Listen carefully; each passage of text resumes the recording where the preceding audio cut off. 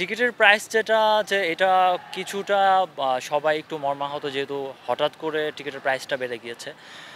তারপরেও আমি যতটুকু ক্রাউড দেখছি আমার কাছে মনে হচ্ছে না যে কোনো সিট খালি থাকবে। সবাই যথেষ্ট রেসপন্স করেছে।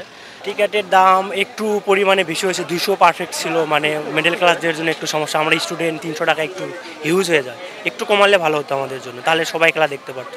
টিকিটের দাম নিয়ে কোনো অভিযোগ আছে কিনা? না, কোনো অভিযোগ নেই আসলে, কারণ ডিমান্ডটা আসলে আস্তে আস্তে বাড়তেছে, সো দামটা ওভাবেই বাড়বে আর কি। তো এখানে শক্তি কিছুটা ঘাটতি আছে। আপনারা জানেন বিশ্বনাথ এবং অনেক আমাদের তারেক কাজী যে ডিফেন্সের যে একটা ঘাটতি, এটা ধ্রুব সত্য, এটা অস্বীকার করলে হবে না। তো এখানে আমি এই জায়গাটায় আমি শুধু একটু সন্দিহান।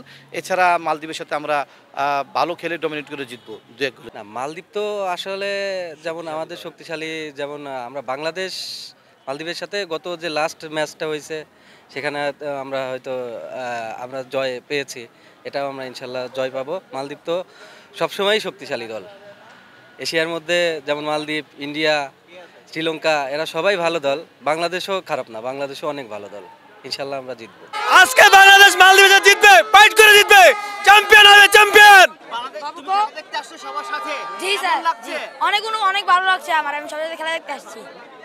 আজকে বাংলাদেশের কত গোলে জয় চাও? ইনশাআল্লাহ 4 গোলে। আমার স্বপ্ন বাংলাদেশের পাইপলাইনকে আরও শক্তিশালী করার জন্য আমি একেবারে রুট লেভেল থেকে কাজ করে এই পর্যন্ত এসেছি। এবং আমার স্বপ্ন যে অতীতের যে বাংলাদেশ ছিল, অতীতের যে আনন্দ ঘন যে বাংলাদেশ ছিল, যে সোনালী অতীত, সেটাকে আমরা যেন আবার ফিরিয়ে আনতে পারি। এই প্রত্যাশায়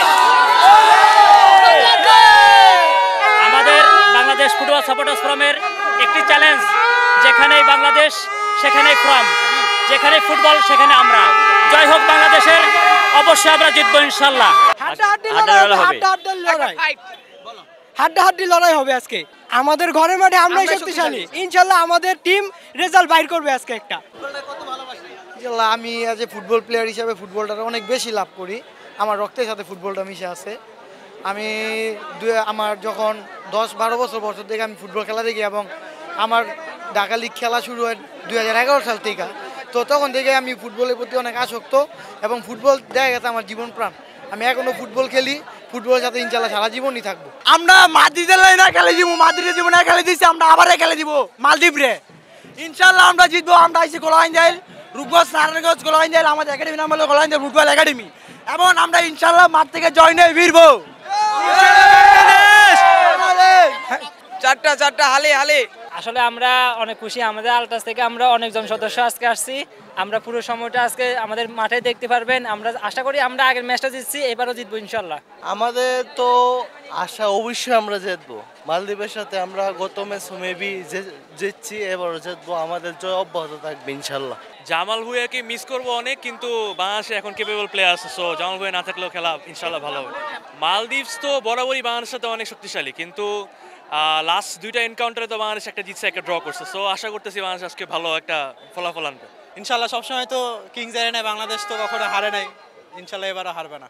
যদি স্টার্টিং থেকে আবার নামানো হয় ওকে, তাহলে ইনশাল্লাহ গোল পাবে ফার্স্ট থেকে। আমরা আশাবাদী বাংলাদেশের স্টার বয়কে নিয়ে। খেলা তো একদম বাংলাদেশের পক্ষে প্রত্যাশা করি, যেহেতু বাংলাদেশের মাঠে খেলা হচ্ছে, আর আমার বন্ধু আছে খেলার মাঠে। জি ইসা ফয়সাল, ও খেলবে, ওর মাধ্যমে আমি আসছি খেলা দেখতে। তো অনেক এক্সপেক্টেড। খেলার আগে বন্ধুর সাথে কথা হয়েছে কিনা? এবং হ্যাঁ, কথা বলছে, হ্যাঁ আছে, মনোবল ভালো আছে, খেলা জেতার সম্ভাবনাই বেশি বাংলাদেশের পক্ষেই আছে। সব এক্সপেকটেশন তো আছে যে বাংলাদেশ ভালো খেলবে, অবশ্যই সেটা আশা নিয়ে খেলা দেখতে আসছি। এখন দেখি মাঠে কি হয়, তবে আশা করি বাংলাদেশ জিতবে ইনশাল্লাহ। মালদ্বীপ is a very good side, আমাদের থেকে র্যাঙ্কিংয়ে অনেক এগিয়ে আছে। বাট আশা করি লাস্ট 5 ম্যাচেসের রেজাল্ট দেখলে কিন্তু বাংলাদেশ কিন্তু ভালোই করেছে, বাংলাদেশ 2টো ম্যাচ জিতেছে। তো আশা করি আজকে ফাহিম এবং মোরসালিন থেকে আমরা গোল প্রত্যাশা করি, এবং আমরা ম্যাচ জিতে মাঠ ছাড়তে পারবো ইনশাল্লাহ।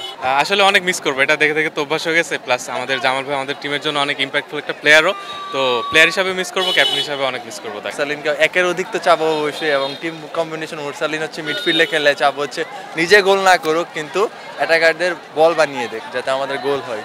দিন শেষে আমাদের প্রাপ্তি তো হচ্ছে, চাওয়া পাওয়া প্রাপ্তি হচ্ছে জিতলেই খুশি।